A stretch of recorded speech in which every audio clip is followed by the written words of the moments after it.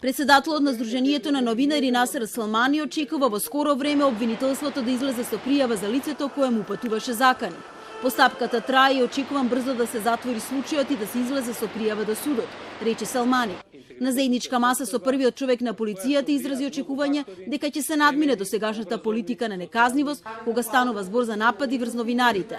Во насока на реформирање на полицијата треба да биде и обуката за јакнење на интегритетот на полициските службеници, во кој покрај одделот за внатрешна контрола при МВР ќе бидат вклучени ЗНМ и Хелсиншкиот комитет. Во наредниот период тоа ќе ни биде фокусот да видиме тие предмети кои што се поблиску до расчистување, полицијата да ги процесуира до обвинителството и да почне постапка. Затоа што се додека насилниците не одговарат, не бидат казнети од институциите, новинарите нема да бидат безбедни и нападите нема да престанат. Неопходноста на потребата од реформи на полицијата е посочи Елена Брмбевска од Хелсиншкиот комитет.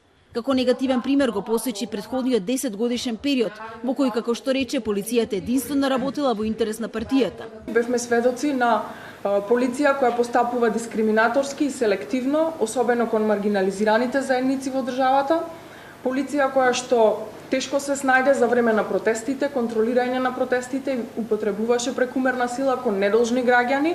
Според министрот Спасовски, реформскиот процес во полицијата е започнат, но тој нема да биде кус, бидејќи не подразбира само реформа на законите, туку и на размислувањето. Ја посочи внатрешната контрола, како и воспоставувањето на надворешен механизам за контрола на полицијата кој ќе делува во рамките на Народниот правобранител, а во кој ќе биде вклучен и граѓанскиот сектор.